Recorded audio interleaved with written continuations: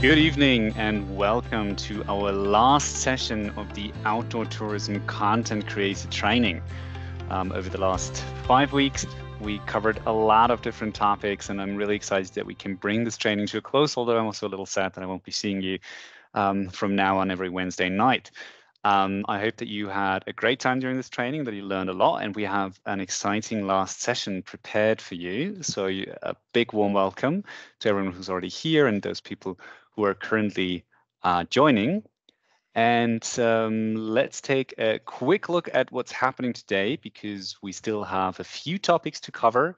And also, we want to talk a little bit about your opportunity to receive a certificate for your participation in the course. And in order to do that, you will have to complete a little exam, which, no worries, is not happening live right now. You can fill it out in your own pace, but more about that in a minute.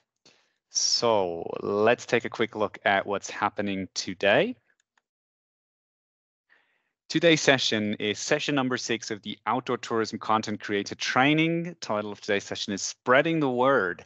And if we look or do a quick recap of the course in its entirety, we started off with an introduction to the topic of content-based outdoor tourism promotion, and we looked at how you can get started on platforms, in particular the Outdooractive platform.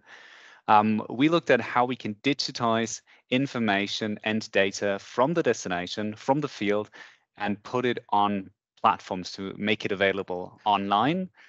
In session number 3, we took a good look at content creation in the form of texts. How can we write captivating texts and descriptions? How can we incorporate storytelling into our writing, even if we're not English native speakers? What online tools can we use that help us with that? I think that was a great session. Session number 4 was a bit more technical. We looked at content ranking and how we can improve our visibility by understanding a little better how online platforms work and how we can sort of trick their algorithm a little bit into, or use their algorithm to our own benefit. Last week, we looked at how we can make places and offers seen. So we talked about the basics of photography, selecting images, improving them, and how we can create convincing offers and point of interest descriptions, POIs, on the online platform. And today is the final session number 6, spreading the word, how we can use different platforms and social media to promote our content, our business, and our destination to maximum effect. That's what we're going to be looking at today. A quick word about housekeeping. You know the drill already, but just to remind you, when you log onto the Microsoft Teams call that we're right here, use your full name, please, first name and last name, so that we can keep a complete list of participation in this online training. If you haven't used your full name by logging in right now and you can't change it, just put your name in the chat now, please. First name and last name, so that we have your full name, and then we can include it in the participation list. You may have already noticed that your microphone is muted, and so is your camera, so you can't turn them on by yourselves. The reason is because we have a lot of people on this call, and it would get really chaotic if everybody would just start in talking. To avoid that, we have muted your microphone. If you have questions now, during the modules, or later, you can always put them into the chat, or during the discussion, you can also raise your hand virtually, and we will allow you to unmute your microphone. So your Microsoft Teams app, or if you're using it on the browser, has either at the top or at the bottom of the screen a little symbol that resembles a raised hand, where you can virtually raise your hand, and then I will get a notification and I can allow you to unmute yourself, and then you can either ask a question or join the discussion, share your perspective, your ideas as well. We do send around a recording of the webinar afterwards, so you will receive an email later tonight, as you did in the previous weeks, with a link to the recording and a summary of today's session. As usual, we're going to have 2 modules today, which are pre-recorded because they contain a lot of screen recordings and things like that. So we're starting with an introduction now, then we have the first module. We're going to have a Q&A about that afterwards. We're going to be able to discuss the content, answer all of your questions, and then we're going to have the second module and do the same again. That is sort of the plan. And then this is something that we talked about before, but now is finally time where I'm sharing all the details with you. Upon completion of the course, which is happening in about 1.5 hours once you have completed the final session of the course, you have the opportunity to get an official certificate as a trained outdoor tourism content creator. This is, of course, voluntary, but it's a nice way of showing that you've participated in this course. It's something that you can share on social media, that you can add to your LinkedIn profile, and that you can also add to your CV in case you're applying somewhere, if you're a student, for example. So it's a great way of showing that you have learned something, that you've participated in this training. We are, of course, since this is an online course, not just handing them out left and right, but in order to receive the certificate, you must complete a self-paced online exam after today's session, which also applies to those of you who are only watching the recording because you weren't able to join the session live. You can also participate in the online exam. You can also take the online exam. But you have to take the online exam if you want to receive a certificate. And if you score enough points in this exam, you will receive your certificate via email. It will probably take us between 2 and 5 business days to send your personalized certificate to you. If you do get certified through the online exam and you want to, this is completely voluntary, we will include your name and contact details in a public list of certified content creators. This will be a list that we're sharing through our platform. And in case somebody like a destination in your region or a tourism business needs some support with content creation and they want to hire you for your services, then they can find you on this list and can trust that you have, in fact, taken part in this training and that you've received a certificate. Again, this is completely optional. During the online exam, there is a question right at the beginning whether you want that or not. And then, yeah, basically, if you say yes and you complete the exam successfully, you will be part of that list. And if you opt out, then no worry, we're never going to publish your name and email address anywhere. We're going to keep that all confidential. This is what the certificate is going to look like, more or less. So this is what you will receive if you successfully complete the exam. You will receive it as a PDF in your email, but then you can, of course, share it, as I said before, on LinkedIn or other media. The exam itself consists of 20 questions. There are multiple choice questions, so you have to click your way through them. In some cases, you also have to enter a little bit of information. And if you have followed this online course, if you attended the live sessions or watched all of the recordings, then these questions should be quite easy for you to answer. If you haven't watched any of the sessions, it's going to be a little more difficult. Not to say it's probably going to be almost impossible to get enough questions right to receive the certificate. So we try to really design a good exam there. But don't worry, if you have followed the course, I'm 100% sure that you can get enough points. You will have to score at least 32 out of 44 possible points if you want to receive the certificate. Again, if you have followed the course, this shouldn't be too difficult to do. We're leaving this exam open for 20 days until April 30, 2024. So that's until the end of the month. Until then, you can just take the exam whenever you have time. Just follow the link that I'm sharing with you in a second. And then you can answer the questions. It takes about 20 to 30 minutes to complete the exam, usually. And if you complete it successfully, you will receive your certificate within 2 to 5 business days. If you don't manage to complete the exam until April 30, unfortunately, we cannot issue any more certificates after that because we also sort of need to draw a line somewhere. So you have 20 days from now on to get it done. This is the link. You can screenshot the QR code right now if you want to, or I will also post the link in the chat at the end of today's session, and you will also receive a link to the online exam in the email that I'm sending out later tonight. Okay, that starts our usual session for answering questions. Do you have any questions regarding the exam, the certificate, or last week's session? Anything that came up during the week or when you watched the recording? Or is there anything else that you want to discuss in regard to that? We already have a question in the in the chat from Denisa. Denisa's asking, how many times can someone take the exam? Well, we honestly, we didn't make a strict rule there. If you submit the exam once and you fail it, you will get a second chance. But of course, we're not going to let you take the exam 100 times until you get enough points, because, you know, at some point it's just going to be a question of chance. But I believe, you know, if you submit the exam once and you fail it by just a few points, and we see that, you know, you've tried, but, you know, and you want to take it again, then we will give you a second chance. I will share the link in the chat at the end of today's session so that you still follow today's session. and then you can click on it at the end of today's session, or as I said, it will also be in the email that you receive later. And Peter, you're absolutely sure. Yeah, I mean, Arnold Schwarzenegger wasn't the only celebrity. I'm sure there are a lot of celebrities among all of you who are participating in this course. Brilliant. Okay, do we have any other questions regarding the exam, the certificate, last week's sessions, any of the previous sessions, the interactive platform, anything that you would like to ask or discuss right now? Okay, so we have a question here from Francesca. I can also see organization on the exam. As a student, can I just put my name again? That's why the organization question is optional. If you're not representing any organization, you can just put your name. The certificate will not contain the name of the organization anyway. This is just because we're keeping some statistics sort of on what kind of different organizations are taking part in this and so on. As you know, this training and all of our activities are supported by GIZ and the German Federal Ministry for Economic Development and Cooperation.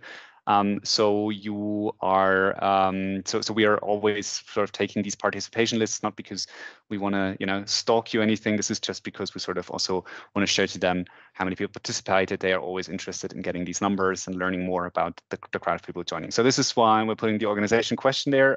We're of course appreciating it if you share your organization there, but it's completely voluntary. So, and if you're not representing an organization, it's just you, just put your name in the name field and then leave the organization field blank. Michael is asking whether we will do this training again for other regions like the Caucasus. Thank you, Michael. That's an excellent question.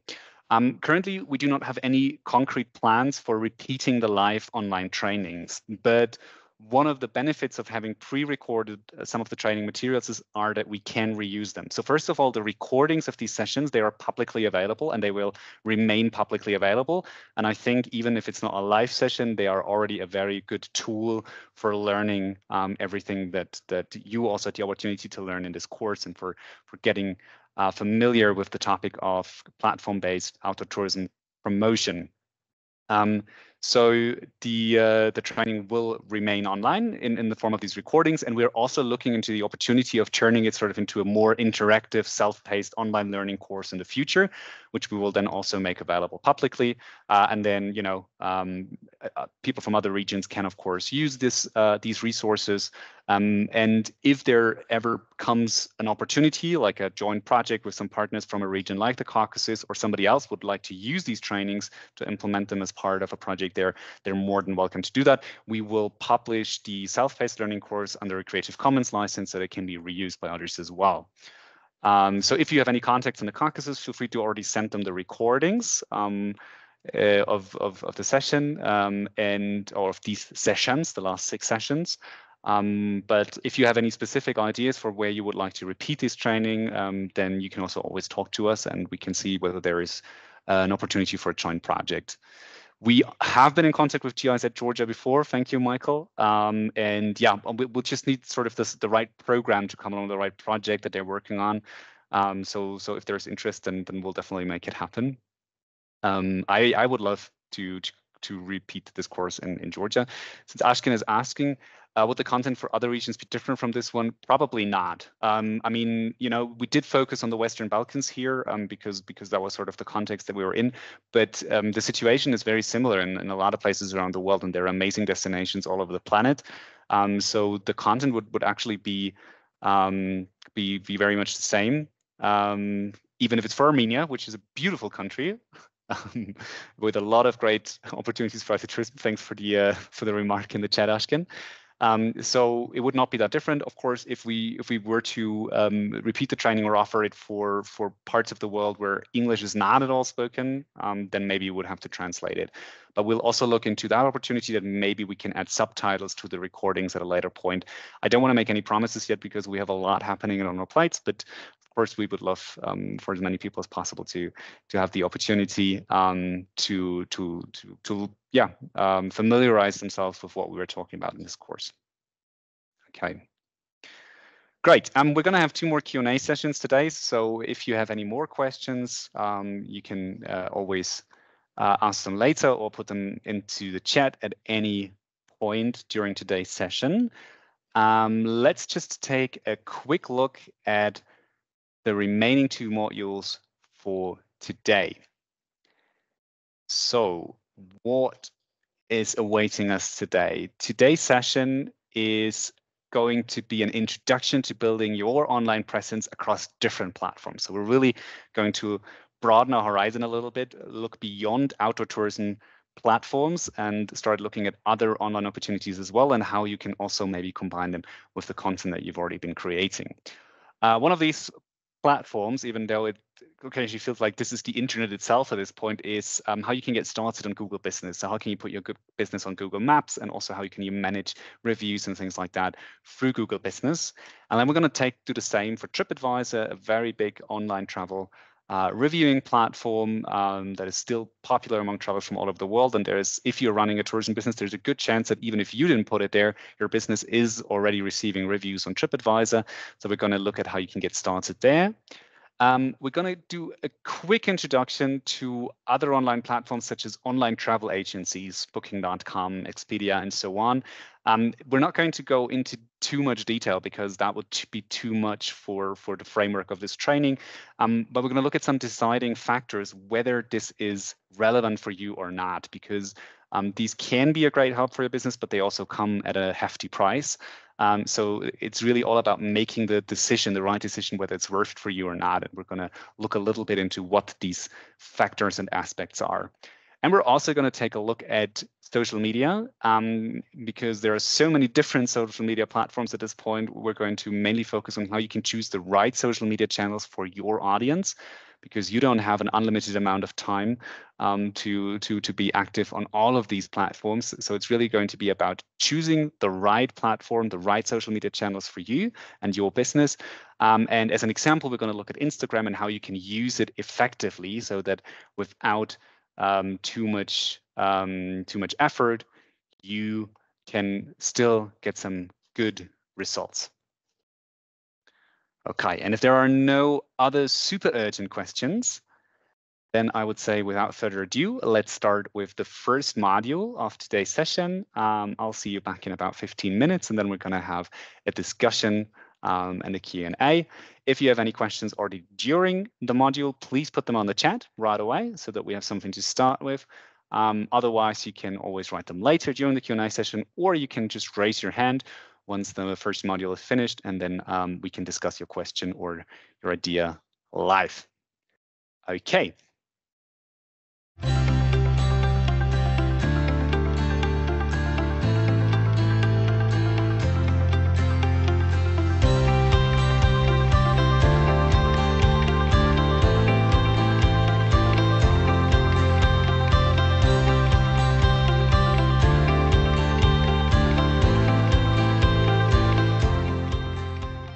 Over the course of this online training, we looked in detail into the value of well-created online content for the promotion of outdoor tourism destinations and businesses.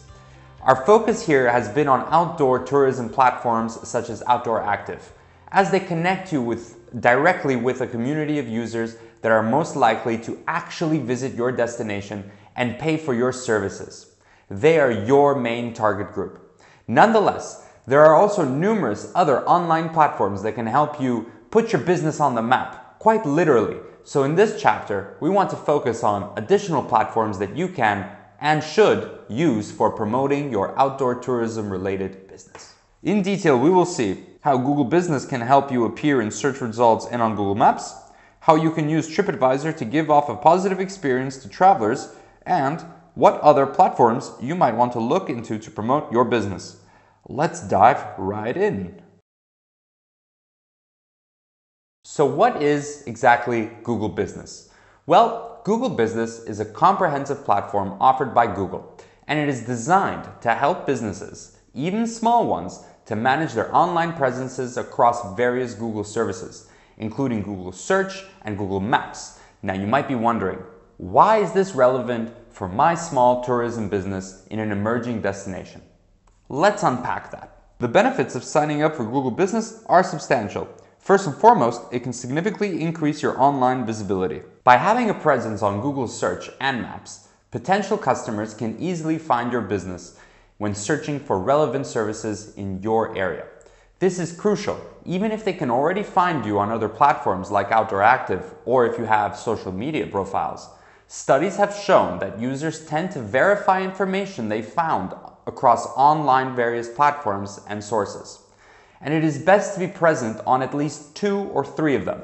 And Google just so happens to be the most used search engine and map provider in the world. Beyond being more visible to users, having a well-maintained Google business profile enhances your credibility.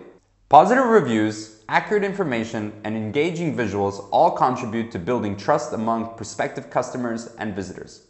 In the competitive tourism industry, establishing credibility can make all the difference. In addition to that, Google Businesses provides valuable insights and analytics. You get to understand customer behavior, popular search queries, peak visiting times, and more. Armed with this data, you can refine your strategies and tailor your offerings to meet customer expectations. If you have extra money to spend, you can even buy ads through Google. But this is something you should carefully consider. So-called search engine advertisement needs a good strategy and only really makes sense when you want to increase your visibility in a specific market among a specific target group. So this is certainly some next level stuff. Now, let's explore the detailed steps for getting started with Google Business. Considering 2 scenarios, one where your business is already on Google Maps and another where it is not yet listed. In the scenario where your business is already on Google Maps, the process begins by logging into your Google account. If you don't have one, you'll need to create an account to proceed. Once logged in, head to Google Maps and search for your business. If it appears in the search results, click on it to open the business profile. Here, you'll find an option to claim this business or own this business. Click on the option to initiate the verification process. Google may request verification through various methods, such as receiving a code via mail or phone. Follow the instructions to complete the verification. Once verified, optimize your business profile by adding accurate information, engaging visuals, and a detailed description, just as you did for your outdoor active business profile. Now let's consider the scenario where your business is not yet listed on Google Maps. Begin by logging into your Google account or creating one if needed. Proceed to Google Maps and click on the menu icon in the top left corner. Select your contributions and then add a missing place. Follow the prompts to provide accurate details about your business. Even after adding your business, there might be a verification process. This could involve receiving a verification code by mail or phone. Follow the provided instructions to follow this step. Once verified, it's time to optimize your business profile with compelling visuals, relevant keywords, business hours, contact information, and a comprehensive description. Congratulations! You've successfully linked your journey on Google Business. Whether you've claimed an existing profile or added a new one, the key is to keep the information up to date and engaging. And this, I can't stress enough, keep the information up to date. Users are going to trust the information you provide online. So if you own, let's say, a restaurant and you put down opening hours, your restaurant must actually be open during these hours. If not, a traveler might stand outside your locked door and be really frustrated. This can lead to bad reviews and really harm your credibility and online presence. However, to just say, I'm simply not going to give any opening hours, this way they can't be wrong, is also a bad idea. Imagine somebody wants to visit a restaurant as part of a hike, but they find no information as to whether it will be open then or not. Do you think they will take a risk to find out after having hiked for several hours already? No, they're not going to risk that. Instead, they're going to go to choose a different activity in a different place. This is why it is also important to provide up-to-date contact details, at least a phone or a WhatsApp number, ideally also an email address, or a link to your social media profile. If people have no way of contacting you, how will they be able to book your services, make a reservation, or ask you an important question they have before their visit? Therefore, to provide opening hours and up-to-date contact details is absolutely essential, both on Google Business as it is on Outdoor Active. Now, let's shift our focus to another pivotal platform for small tourism businesses in outdoor and adventure tourism, especially in emerging destinations: Tripadvisor. Understanding how to effectively navigate and leverage Tripadvisor can significantly impact your business. Let's explore the detailed steps for small businesses to engage with Tripadvisor effectively. Firstly, what is Tripadvisor? Tripadvisor is a leading travel platform that hosts a vast community of travelers who actively seek recommendations and reviews. Tripadvisor allows users to review a business, place, or experience they had to let other travelers know what to expect. This can be both a big opportunity or a risk for you. Bad reviews can seriously hurt your reputation. To simply avoid Tripadvisor is not a good idea though, because even if you have not actively put your business on Tripadvisor, it might already be there, and users may have already left bad reviews. By claiming your business on Tripadvisor, you can at least get the opportunity to respond to reviews and to add and adjust some crucial information. To find out whether your business already is on Tripadvisor, go to tripadvisor.com/owners. In the search bar, you can, but don't have to, enter your location. More importantly, put the name of your business into the search box on the right-hand side. If your business appears in the drop-down list below, you can now claim it. If your business does not appear, you can click on List It Now and follow the online form that opens up to create a listing for your business on Tripadvisor. Once you have successfully claimed or listed your business, you can manage your profile, add information, and respond to users' comments and reviews, a great way to interact with the community. Reviews play a pivotal role in shaping the perception of your business. Actively encourage satisfied customers to leave positive reviews and always respond to both positive and negative feedback. Addressing concerns shows your commitment to customer satisfaction and contributes to building trust. Now let's talk about optimizing your Tripadvisor profile. Similar to Google Business, it is important to ensure that all information is up to date. Add high-quality visuals that showcase your offerings and unique experiences. Use compelling descriptions that resonate with your target audience. We talked about this in a previous chapter. This not only attracts potential customers, but also enhances your business's credibility. You can invest a lot more time into Tripadvisor, if you like. For example, by adding special offers, creating events, or even showcasing awards or certifications your business has received. These features contribute to a more dynamic and engaging profile, but they also cost time and energy. Both Google Business and Tripadvisor can help your business to be more visible on the internet. By actively encouraging and managing customer reviews, you can enhance your reputation and give credibility to your business. Travelers will look for these things and are often drawn towards places that seem legitimate. How much time you want to invest into all of these platforms is entirely up to you. However, especially if you have very few competitors where you are, for example, if yours is the only guest house in a certain area, or there are only 2 or 3 restaurants in your town or village anyways, these platforms probably won't make a big difference for you. In these cases, it is just as important that your business is listed at least as a POI on Outdoor Active and on Google Maps so that travelers can trust that you exist. If, however, you want to stand out among a field of competitors, other restaurants or guest houses in the area, other tour operators or guides, actively managing and promoting your business on Google and Tripadvisor can be an easy way to build credibility and increase your visibility. Try it out and see if it works for you. Apart from the platforms and services we have so far focused on, Outdoor Active, Google Business, and Tripadvisor, there are, of course, plenty of other online platforms and services in tourism. Some of them have taken a leadership role in the market, becoming big online players that now even control large sections of the online travel market. In this course, we will not go into detail regarding all of them, but we want to provide you with an overview of who they are, what they offer, and whether you should consider them to sell your products and services or not. If you run an accommodation like a guest house, mountain cabins, small hotel, or even a farm stay or homestay, the most popular online booking platforms are Booking.com and Airbnb. Booking.com is the world's largest online travel agency, or in short, OTA. It is available in 43 languages and currently lists over 28 million accommodations, covering almost all countries on this planet. The benefit of listing your accommodation on Booking.com is obviously that this OTA is used by a lot of people worldwide and is often the first stop for online users seeking accommodation offers. As Booking.com is quite easy to use for accommodations and offers a very flexible variety of payment options, even a small guest house and hotels in rural areas can usually get listed quite easily. There are some downsides though. Booking.com charges a rather high commission for bookings that can easily eat away 20% or more of the price you charge.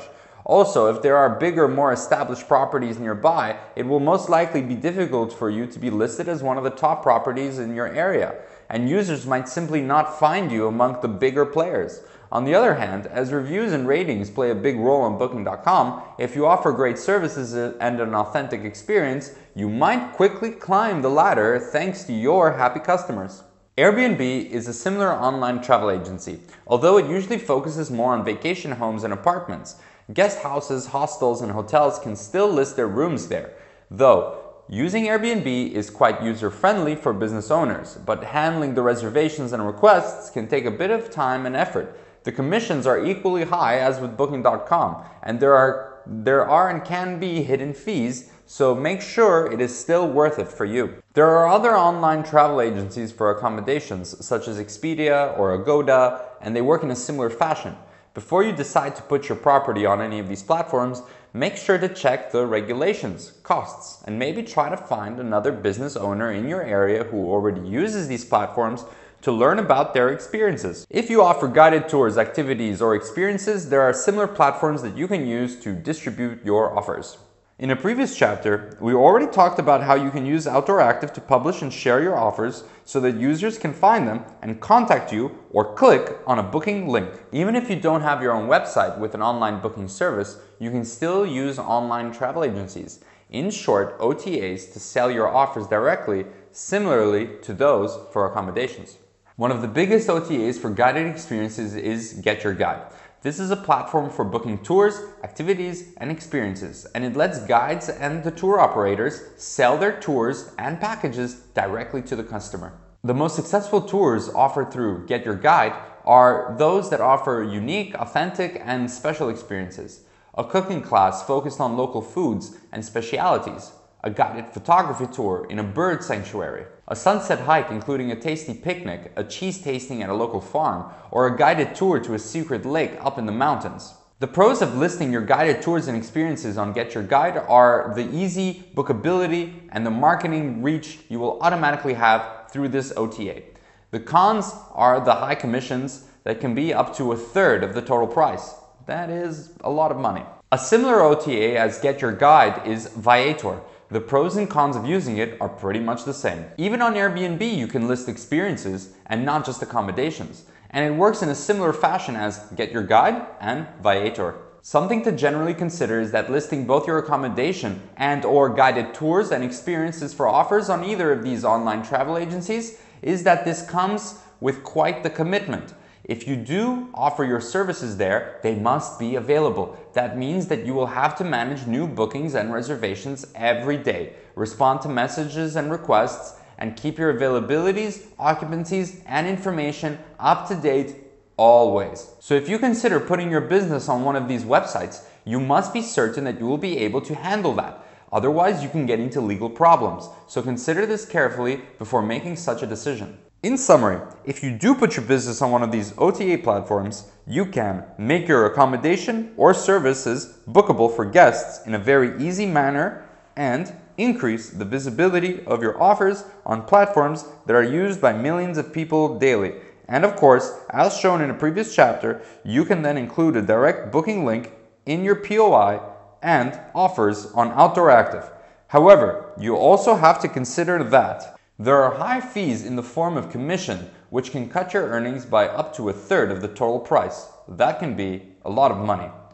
You also have to keep sure that you keep all information and availabilities up to date on a daily basis, and that you manage bookings, requests, and user messages constantly. If you make these commitments, OTA platforms can be a great way for you to grow your business in an emerging outdoor tourism destination. But you should do the math and consider the commitments beforehand.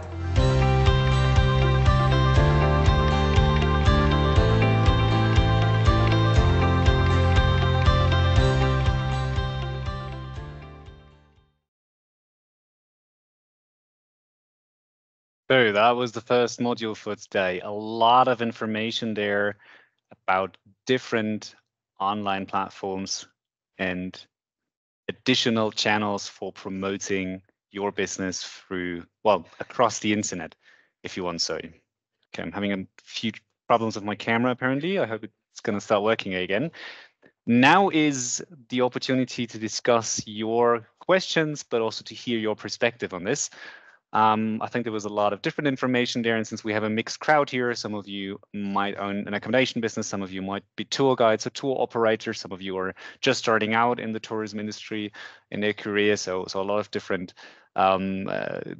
stakeholders, a lot of different people here.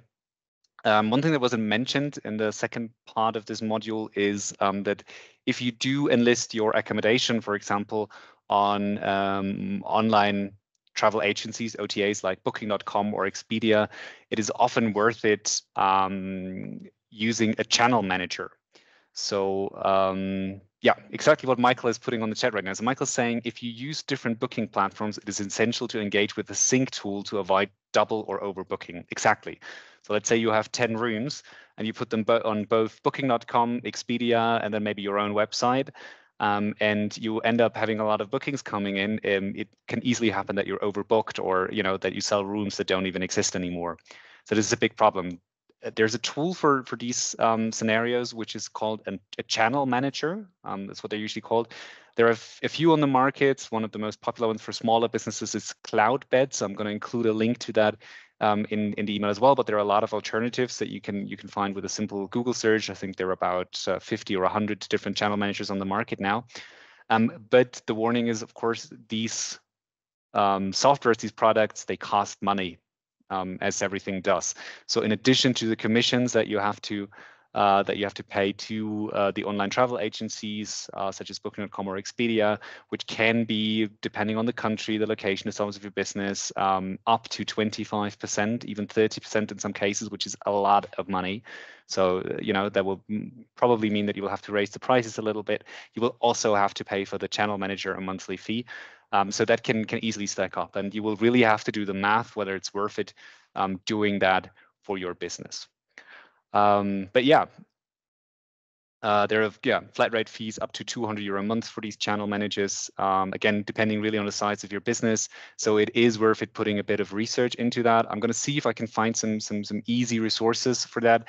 But the problem is a lot of the information you find on the internet actually comes from one of the channel manager software providers. So they give you sort of the information that draws you towards their product. It's very difficult to find objective comparison tools and things like that. You're probably going to have to do a little bit of a Google search. As always, it's also very helpful to talk to other people, other business owners. So if you know someone else if you run a guest house, if you run a small hotel or bed and breakfast or something like that, and you know other people who run guest houses, talk to them. You're usually not in direct competition to each other unless they're your direct neighbor and they offer, and their offer goes out to the same target group as yours. And we can learn a lot from each other. So ask them what products they are using. Maybe they can even get you a cheaper fee through some recommendation discounts or something like that. And learn from their experiences. And this is also the opportunity of this course. So I'd be really curious to hear if you have any questions regarding this. Put them on the chat or raise your hand. Or maybe we also have some people here on the call today who are already using online travel agencies, either for accommodation, such as Booking.com or Expedia or Airbnb, or maybe with people here who offer guided experiences or activities through platforms like Get Your Guide, Viator, or Airbnb Experiences. If that is the case and you want to share your experience, I think that would also be very, very welcome by the others sort of to hear what your experience is with that. So do we have any questions, comments, experiences that you would like to share? Maybe also regarding Google My Business or Google Maps or Tripadvisor. Does anybody have experience managing reviews, which can also be a tricky topic? I don't think that, Michael, thank you. Michael offered to provide a case from Germany. I do believe it's valid here. If you want, feel free to share it. And we can see how that applies to the local situation for other people on the call. Do you want me to unmute you? Just allow the microphone and camera for you. Okay, I'm here. Perfect. Hi, Michael. Yeah, hello everybody. So that was the case for a hotel restaurant owned by myself a couple of years ago, from 2014 to 2017. It was just a try.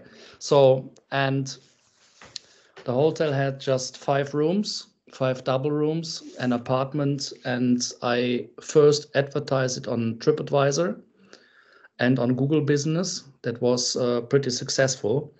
And then I entered Booking.com and HRS, Hotel Reservation System, it's called.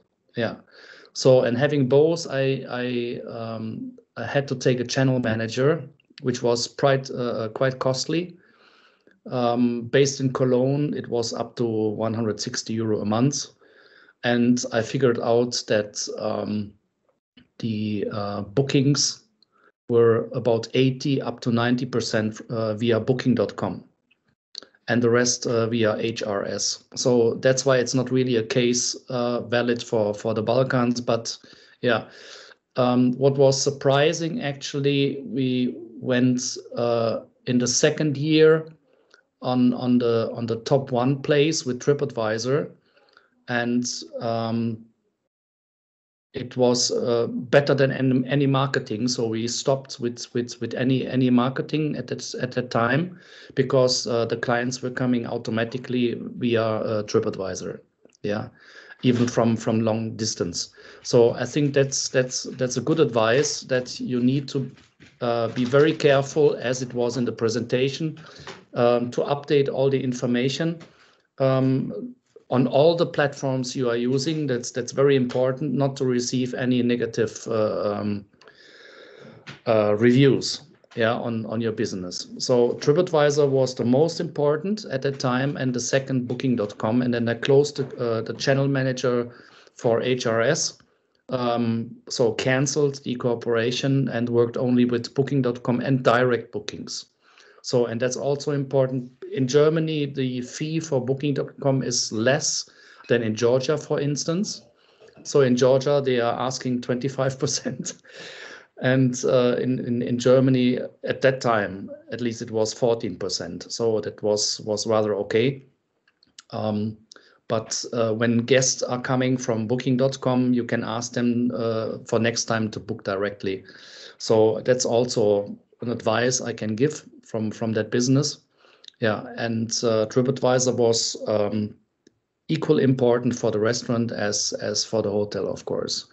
I think that's also important. If you provide food and have not only accommodation, even if it's a small cafe or whatever, yeah, so you have to promote this equally on Tripadvisor.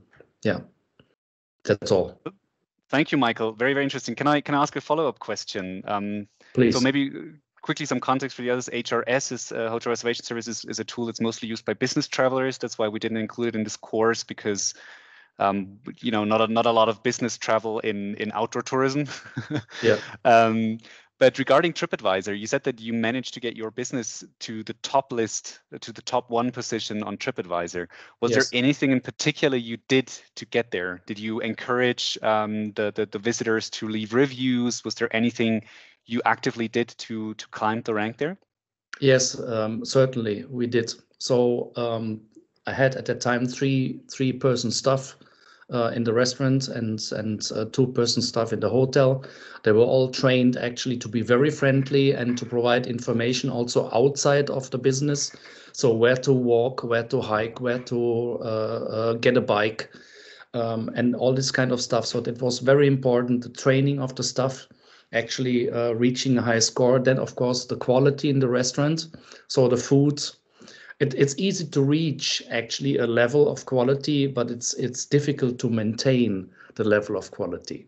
Yeah. So when you have guests which are on a high level of expectation, so yeah, they are criticizing more often actually than others. So, and from a certain time, Tripadvisor provided, of course, certain material for the tables. So they also send a sticker, what score I have, which I could put actually outside with a QR code. So people were scanning the QR code and going on Tripadvisor and looking how the score is, and then joining actually the crowd in giving a good score. So the most important is that you have maintained the quality and you have to provide really friendly service, no matter if it's tour guiding or in the restaurant or in the hotel. So this is the key for me. Yeah. Michael, thank you so much for sharing. That is such valuable input. Perfect. We should invite you to these webinars more often. This is exactly the kind of experience I was hoping for. And yeah, congratulations for making top one on TripAdvisor back then. It's not easy to do that, especially in bigger cities where you have a lot of different offers. But it is possible, and I think that's a great example of how this is done. And I couldn't agree more that service quality plays such a crucial role there. And this is something that we often overlook, especially, and I mean, please don't get me wrong there, but in the Western Balkans, for example, hospitality already plays a huge role in the culture. So it is one of the most hospitable regions in the world, you know, where very often when I'm in the Balkans, I get invited into strangers' homes because they meet me and the first thing they do is offer me to invite them to their home, offer me food. So this is all amazing, but hospitality is not always the same as service quality. And even, especially when you're starting out in a tourism business, it is okay not to be an expert yet, but you have to take the resources to learn it. In one of the previous sessions, I mentioned the Atingi platform that has some self-paced learning courses. There's also one on service quality and hospitality. So how, you know, what sort of are the needs of guests? Because a guest in a hotel doesn't necessarily require the same treatment as a guest that you have in your home. And there's a certain professional level of service quality that is wanted by guests and that especially international travelers are used to. And in the end, if you want to make them happy, it's okay if you don't know how to do that yet, but try and learn. Use the resources that are there and try to get better at it. Which also can, you know, include a level of pride. Just because they're your guests, you don't have to put up with everything they do. Actually, guests usually rewarded if you are being frank with guests who are, you know, not behaving good as well, because, you know, this is also annoying for the guests. So to find the right balance and level there is very, very important. So thank you, Michael. Maybe one addition to that, what you just said. What is also important, I'm traveling in the Caucasus very much, and in Central and Eastern Europe, that you provide or guarantee actually authenticity. So it was in one of the previous sessions mentioned briefly, but it's one of the key actually. So I'm coming from a region in Germany where we don't have, how to say, these traditions anymore, or local recipes, or costumes which we wear during weekend or going to church, whatever, you know. We don't have this anymore. So we are close to Belgian border. Yeah, so we were occupied many times during the last, I don't know, 1,000 years by foreign troops. So everything is lost. But if I go to other places, it's so important that you provide this authentic goods and services. Yeah, and stories and recipes and cooking workshops and whatever, everything what you have in the room or bring on the table, it should be authentic. Yeah, so yeah. And, sorry. and almost everything, no, thank you. And almost everything can be a tourism experience, right? You know, for you, it might be normal to bake bread or make a certain dish or make cheese or something like that. Yeah. For a tourist, this is something they might want to learn or at least experience. They want to witness. Absolutely. And then it is an experience. And you can, first of all, charge money for it, or you can just make it part of the experience of staying at your guest house, at your hotel. And it's definitely something they will not forget. It's probably the thing they're going to remember most from the trip, and they're going to tell others about it. So exactly. That is, yeah, that is amazing. We also have a comment from Dritan on the chat. I know you, but Michael, Dritan seems to know you from somewhere. Yeah, if you want, you can connect. Dritan left their email address there, so it might be a good chance to catch up and enter into an exchange. This is also, of course, an opportunity of this training. If you want to reach out to anyone from the group here, you should be able to send them a message through from MS Teams here, or just contact them on the chat here, and then you're also allowed to do that. But thank you, Michael. Absolutely valuable input. Definitely going to book you as a presenter in one of our next webinars. Okay. Thank you. Brilliant. Okay. Right. Do we have any other questions regarding this first module? You can put it on the chat now. I think we have another 5 minutes for that. Or raise your hand. Or other experiences, other perspectives, things you want to share.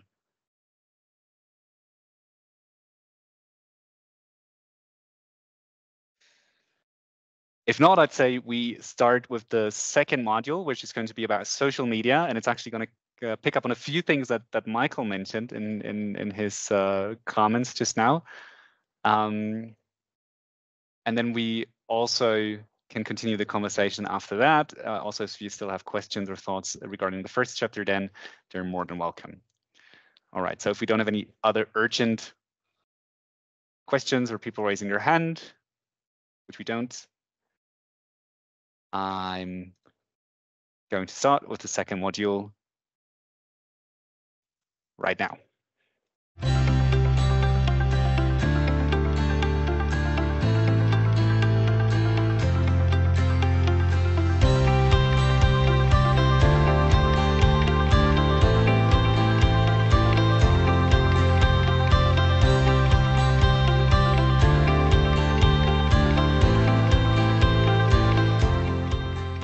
In this training, we have talked a lot about increasing the visibility of your destination and business through content creation. The fact that you, as an individual, are even able to share your own content with the world and reach users all over the planet in this way is a concept that is actually primarily known from social media. Big platforms like Facebook, Instagram, TikTok, and Snapchat, LinkedIn. So in this final chapter of the course, we will look at what social media platforms might be useful for you, how you can leverage their potential to get the best effects for your destination and business, how you can use your outdoor tourism content to create additional positive effects, and how much effort you should invest into social media. One last time, let's get started. The old people tell stories of a time when pretty much everyone you knew was on just one of a handful of social media platforms.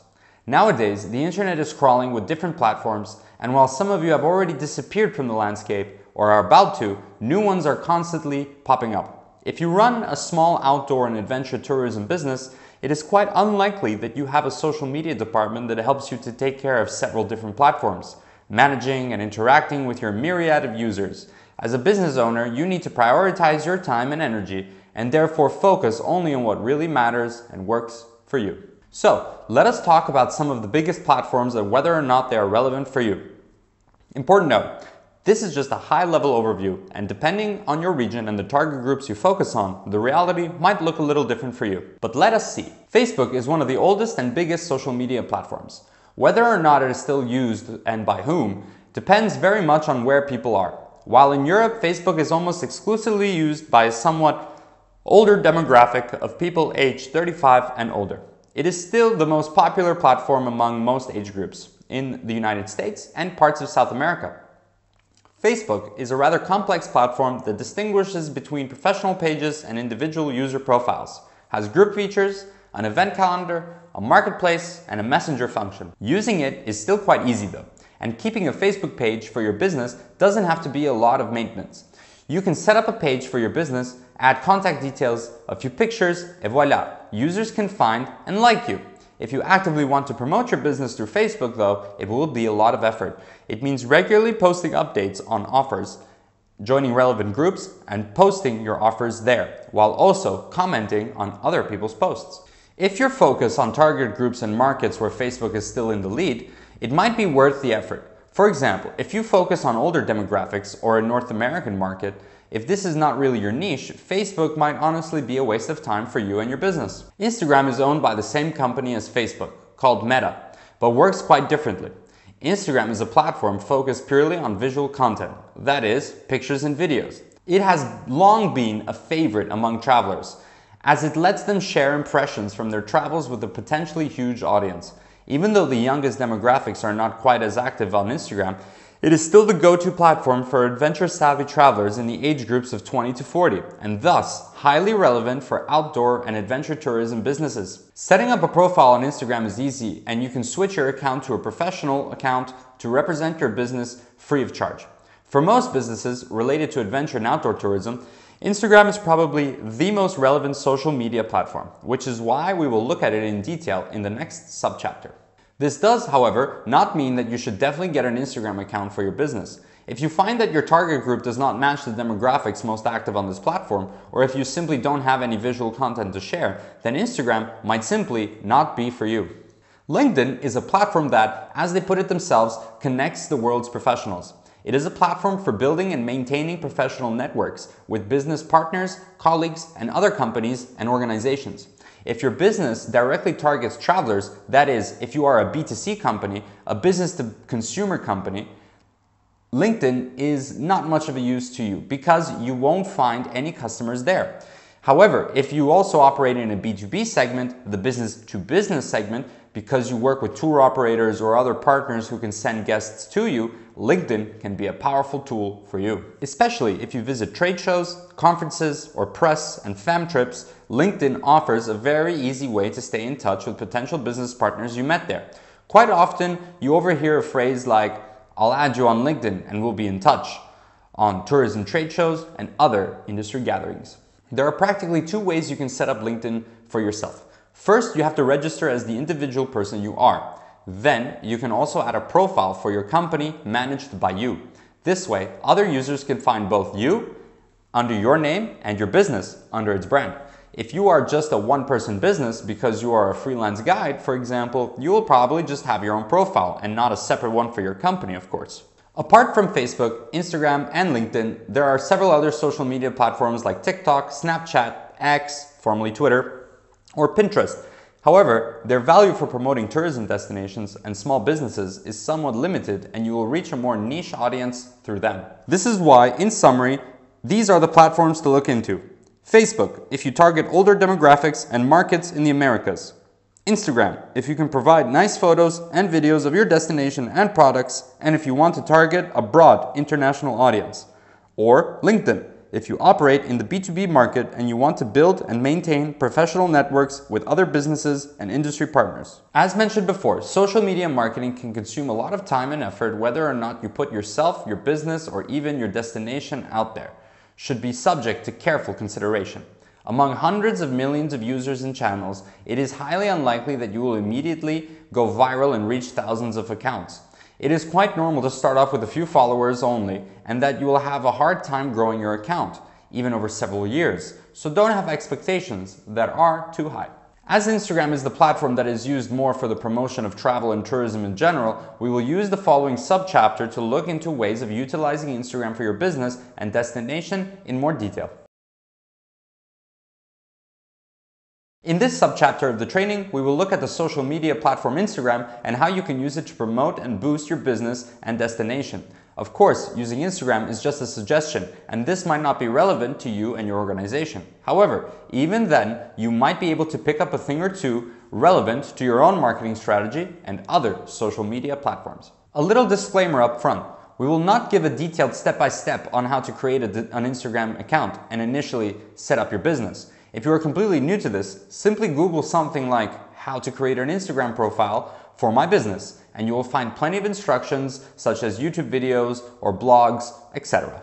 Instead, here are very few basic tips that can help you build your Instagram marketing strategy. First, setting up your business profile. In the Instagram app settings, you can switch your normal Instagram profile to a professional profile. This is something you should definitely do, as it will give you more features like in-detail analyses of your reach, followers, and who likes your pictures, videos, and stories. Make sure that your username is close to, or at least similar to, your brand name. That is the name of your business. This is important so travelers and users can find your profile easily. Second, your Instagram strategy starts offline. Wait, Instagram marketing, but offline? What does that mean? In many ways, Instagram is actually most effective when you use your current and previous customers as ambassadors of your business. If you run a guest house, put a little sticker or note in your room and ask guests to do the following things. To follow your Instagram account, to post pictures, reels, or stories of their stay, and most importantly, to tag your profile in those pictures, reels, and stories. This way, you will not only gain more followers, but your guests actually start promoting your business to all of their friends and followers. And this is actually your most powerful weapon in social media marketing. You let others do the marketing for you. Of course, if you are a guide, own a gear rental shop, or a restaurant, you can do the same thing. You can put a note on your menu, on your wall, or even just talk to your guests and ask them to connect with you on Instagram. Many travelers are happy to show off to their friends and followers by tagging your business in their posts. It shows where they traveled. And you might be lucky and one day, or the other small or even medium scale follower is among your guests. And suddenly, a picture or a video featuring your business, product or services or destination is shared to tens of thousands of users. Third, focus on your previous customers. As we already covered, it will be very hard to reach new users through your Instagram account directly. Much easier is to get your current guests to follow you and stay in touch with them through engaging content in the future, so they will end up recommending your business to their friends and followers. This also means that you do not need to produce high-quality influencer content for your Instagram channel. Your previous guests already know how great your business and destination are. All you want to do is stay on their radar. So the next time one of their friends asks for a recommendation, they will immediately think of you, or even come back to visit you again. The content that usually works best are somewhat more personal, authentic posts. Again, it is about storytelling much more than visual quality. Share a picture of the first snow of the season. Make a little video of a local festivity or tradition. Post a story of the mushrooms you gathered around your mountain hotel. Interview guests and ask them what they liked most about their day. Take a summit selfie with a group and ask them if it is okay to share the picture on Instagram. Posts like that make your previous customers remember their own trip to your destination and motivates them to either come back themselves or at least to recommend you to their friends and followers. Of course, there are many other things you can do to grow your Instagram channel. People have gone really creative with this in the past. For example, setting up certain Instagram photo spots outside their businesses, ready with a special hashtag, so people are actively encouraged to share something to social media. But the most effective measure there is, by far, is to simply talk to your guests and ask them to follow your account and tag you in their posts. Many travelers are happy to do that, knowing quite well that they support you and your business through that. Try it out. In summary, here are 3 easy steps that help you use Instagram to better affect for your business and destinations. First, switch to a professional account and make sure users can find you easily.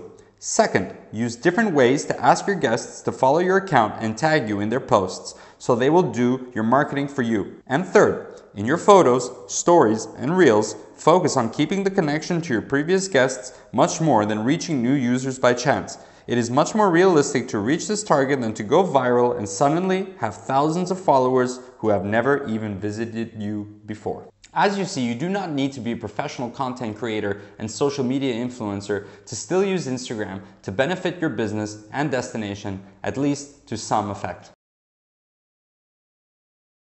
For most of this course, we have focused on creating content on outdoor tourism platforms like Outdoor Active. Social media like Instagram are a great way to further promote and highlight your content on these platforms. Let's use an example to explain why this works well and how it is done. Let's say you are a tour guide and you use Instagram. You're out in the mountains with a group of travelers on a route that you have also published on Outdoor Active. Take some pictures or even a short video during the hike, and afterwards, when you're back home, create a story on Instagram featuring said photos or video. And in the story, you can include a link to the route on Outdoor Active, plus even a second link to the offer for the guided tour. A user will see the story, think, wow, this looks like they had an awesome tour, and immediately have the opportunity to see where you went and how they can book that experience too. The same works for Facebook. Of course, share a picture from the hike, write a few sentences, and add something like, want to experience this yourself? Check out the guided tour here, with a link to your offer on Outdoor Active. This is a very easy way to get even more users to check out on your content on multiple platforms. A great opportunity to boost the visibility of your destination, business, and offers online. You made it! This is the end of our long journey through the opportunities and possibilities of promoting your emerging outdoor tourism destination, your business and your services to travelers from all over the planet through outdoor tourism content and digital platforms. Content-based promotion alone will not make your business successful. You still need a good product and an attractive destination for your guests. But in a competitive world full of destinations and travel offers, outdoor tourism platforms offer a fantastic opportunity to increase your visibility and at the same time make your destination more attractive to visitors. Everything shown during this training can be done free of charge and with a simple smartphone or computer with access to the internet. Have fun trying it out. Explore the possibilities and do your part in promoting your emerging outdoor tourism destination online. Thank you for being a part of this.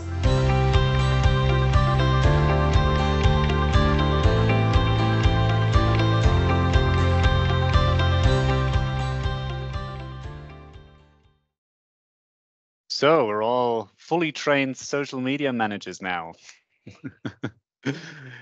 No, so that was the last module of the outdoor tourism content creator training with a focus on social media and choosing the right channels for your business and how you can use them to maximum effect with the example of Instagram. And I quite like that we sort of struck a pattern there with what Michael said before. And I can't stress this enough. Talking to your guests is actually the best way to promote your business online, weirdly enough. Because these days, everybody's online. Everybody uses social media. Everybody leaves reviews online.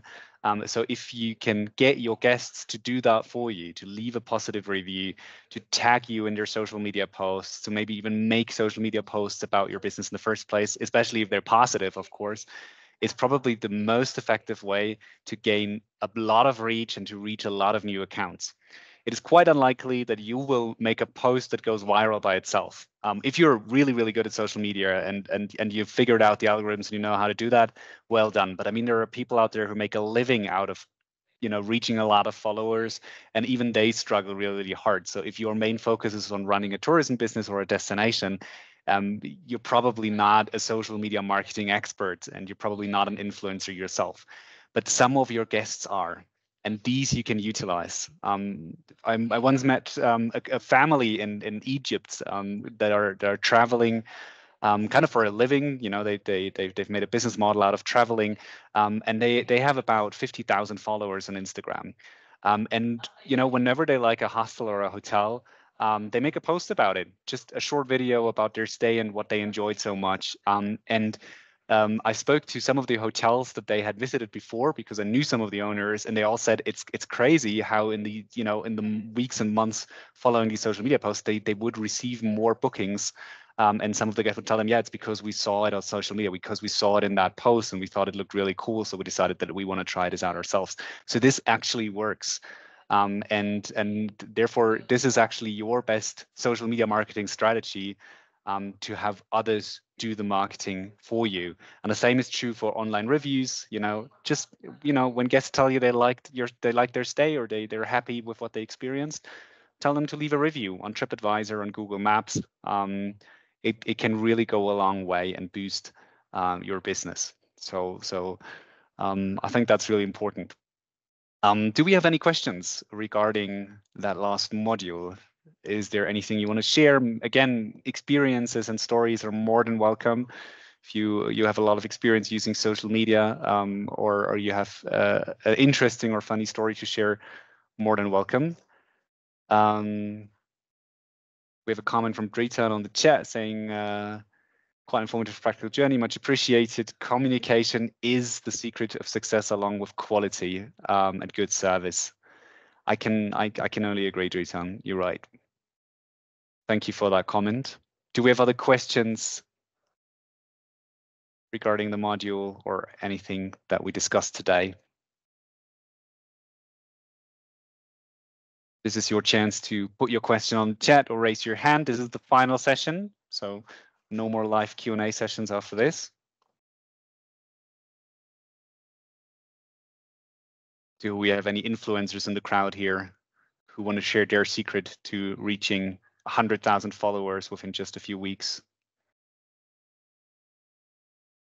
If we do have influencers, it doesn't seem like they want to share their secrets. Another comment from Michael here: Instagram is good if you have time, but Facebook can be a trap because it evolved to be a channel for many people with strange ideas. It's true, Michael, especially in Europe. Facebook has become a somewhat weird bubble. I myself still have a Facebook account, but I'm only using it to stay in touch with some people that I met a long time ago and that I don't have any other I don't have any other contact to, but it's really regionally different. So if, for example, you go to the United States of America or Canada or parts of South America, Facebook is still the platform. It actually has more active users than Instagram, and it is still used by a lot of people, not so much in the youngest demographics, so probably not your 17, 18-year-old first-time alone travelers. But even among millennials and some of the older Gen Zs, you still have a lot of people on Facebook there. If you focus on the European market, Facebook plays practically no role there anymore. Yeah. We also have an invitation here to Agrotourism Villa Stanet nearby Tetovo. Very beautiful area. Thank you for sharing your recommendation here. Thanks for your comment that you enjoyed the course. Then we have a question from Julian here. Do you suggest doing paid advertisement for social media? It's an excellent question that we didn't cover in the modules. So this is something that both Instagram, Facebook, and other channels offer, that you can pay a little bit of money and then they will show your posts to people. In the case of Instagram, for example, you can even adjust the target group a little bit and tell them sort of where and to whom they should show your offers. People have mixed feelings about that. I myself am not a social media marketing expert, but I talked in the preparation for this course with a bunch of experts, and they all gave me different opinions. Fact is, the advertisement does work in the sense that it does show to people your posts, so they are then seen also by the relevant people in the target group. But whether that is effective is questionable. So since Facebook and Instagram have been ordered by law, especially in the European Union, that they have to clearly mark advertisements. So it is very obvious from the first moment that something is an advertisement, something is a paid ad. We as users have gotten used to it, and we tend to just scroll over it. You know, when we see something as an ad, we're less likely to actually look at it and especially to interact with it. So it is possible that you pay to advertise one of your posts and it will actually get less likes than a post that you didn't advertise, because people see it's an ad and then they're like, yeah, well, I'm not going to like an ad, right? So this is sort of the downside to it. I would say it is something worth trying out. It's not that expensive to get started. I think for just a handful of euros, you can buy a lot of views on Instagram. And if, you know, 1 month you have a little bit of your self-set marketing budget to spare, why not try it out? If you have a really cool post, a reel that, you know, that you have created that shows your hotel, or a funny story, or you know, a really beautiful picture that you took, and you want to use this to promote your business, why not try it out? Give it a try, pay 10 euros for an advertisement, try it out once, and then see whether it has any results. And if it doesn't, you know, it's probably not the way to move forward. If money is tight anyway, there are probably better ways to spend your money on improving your business than doing Instagram ads. But yeah, as I said, it's probably something worth trying out, but I would not put too much hope into it, especially if you're running a small business. If you are offering experiences like guided tours, I believe it can actually have a little more of an effect. Because this is something that is a little more niche and a little more special.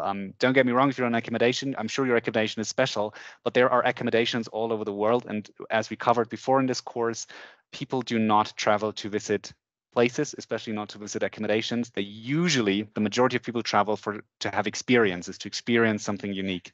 So if you offer a unique experience and you can provide visual content about that, it is really cool. A really cool cooking class, or a guided tour that is quite unique. I don't know, a stargazing tour at night, or, you know, something that is a little out of the ordinary that people can maybe only find in your place because you're offering, I don't know, a handicraft class or a pottery class of a certain style that your region is famous for. Then I'd say an advertisement or a paid ad for a content that you created can actually have a little more effect, because it could be something that people then are putting sort of on their bucket list, that they see and they say, oh, this is really cool. I didn't even know this existed. So this is something I want to do.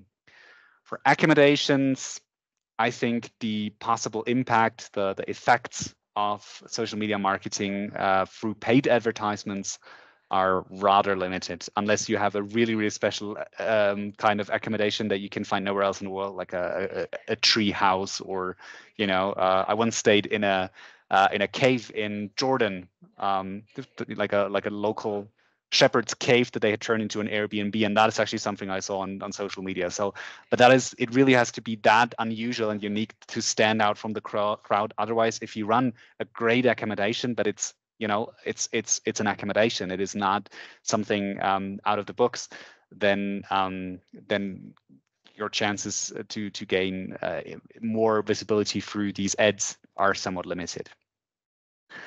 But of course, if here's anyone on the call who's made great experiences with paid advertisements on Instagram, please feel free to change my mind.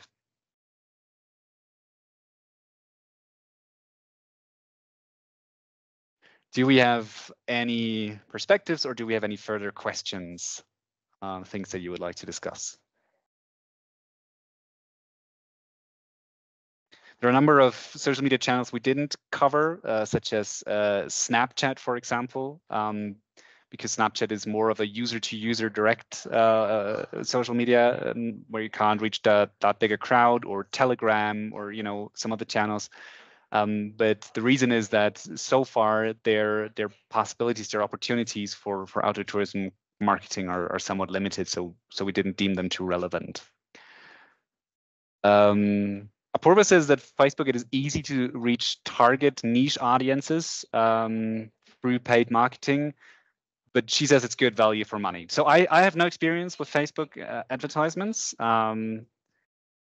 I think that's also a very, very interesting remark. Again, you have to make sure that through Facebook you actually reach the target groups that you want to reach. And let's say if you want to reach a more niche, a younger demographic in Europe, Facebook is definitely not the place to go anymore. But I know that North America, South America, parts of Asia, Facebook is still a very, very relevant channel. So if that is your target group, go for it, try it out. Try it out, see if it works, invest a few dollars, a few euros, and then monitor whether it actually reaches the accounts you want to reach, and whether you get the effect that you want to get. And then we have a comment here again from Michael. Cross-marketing can be important if you have a network of local providers who run their own Facebook, Instagram, or Tripadvisor accounts. They can promote you as well as you them. That is a very excellent remark. That did not go into the module videos, but I think that's very, very important. Just as it is important to talk to guests and ask them to tag you in their Instagram posts, of course, it can be a great idea to collaborate with other business owners who are also on social media platforms and have them tag you, and you offer to tag them.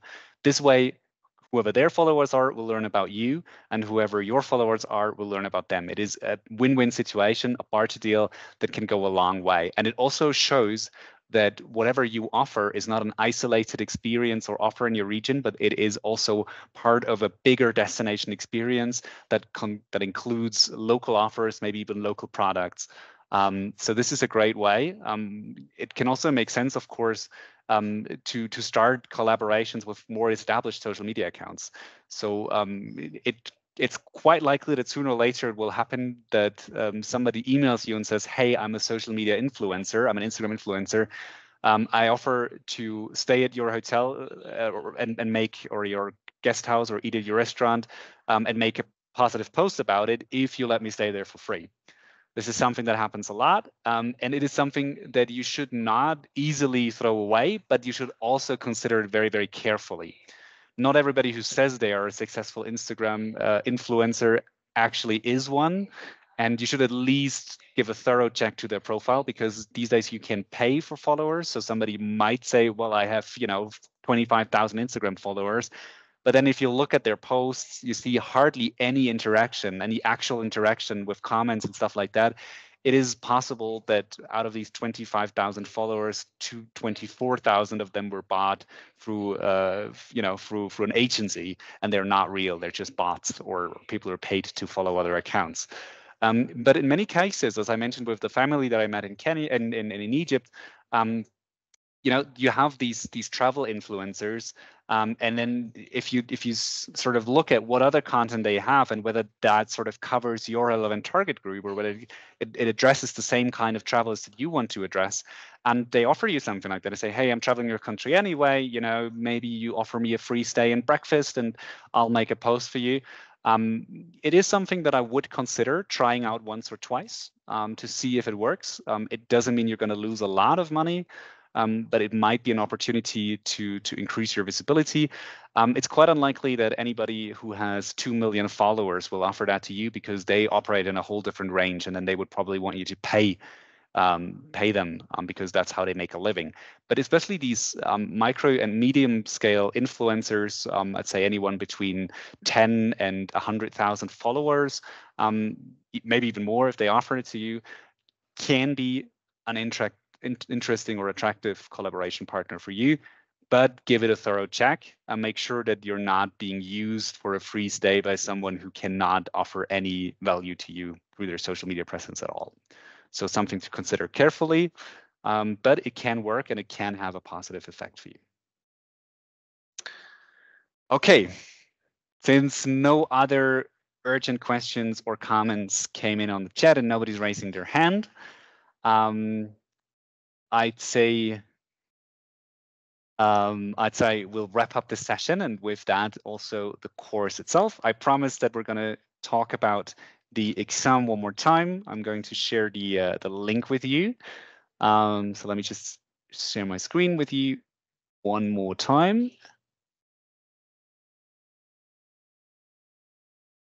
There we go. So as I said before, the exam consists of 20 questions. You need to score at least 32 out of 44 possible points to receive the certificate, and it is open until April 30, 2024. So for the next 20 days, you have 3 weeks to complete the exam until the end of the month. This is the link. I'm also going to put it in the chat. As I said, this is completely voluntary, of course, but it is your opportunity to receive a certificate for participating in this training, even if you did not visit all of the sessions live, but you watch the recordings, then of course you're also invited to participate in the exam. Yeah, and with that being said, I definitely want to say a big thank you to all of you for participating in this training, for being a part of this, for joining all of the live sessions, for your interesting questions, your comments, your remarks, your perspectives, for sharing your own experiences. You can still reach me through email if you have any follow-up questions after this training. I also want to give a big shout out to our partners. As I mentioned before, this whole project is supported by GIZ, mainly GIZ North Macedonia, the program CEDRA 2 with Anica Palazzo, but also the GIZ in other countries of the Western Balkans. Big shout out to Ekrem Husseini from GIZ Kosovo, also part of the CEDRA project. Yeah, thank you so much to them. I also want to give a shout out to our implementation partner, Elite Travel Group, who produced the pre-recorded training videos for us. Great collaboration. Thank you for providing that. The recordings, as I said, will stay online. They will remain online, so you can keep watching them, you can revisit them, and you can also share them with other partners, colleagues, friends, or people whom you know might be interested. So it's an open resource. Feel free to do that. And also, if you want to, I'm already seeing some very positive comments on the chat. Thank you so much for those. You're also, of course, welcome to send us an email with a little bit of feedback. We always appreciate that, some nice words, but also some constructive criticism. If there's something we could have done better, that we should do better in the next training that we offer. Yeah, we're always happy to receive that. Yeah.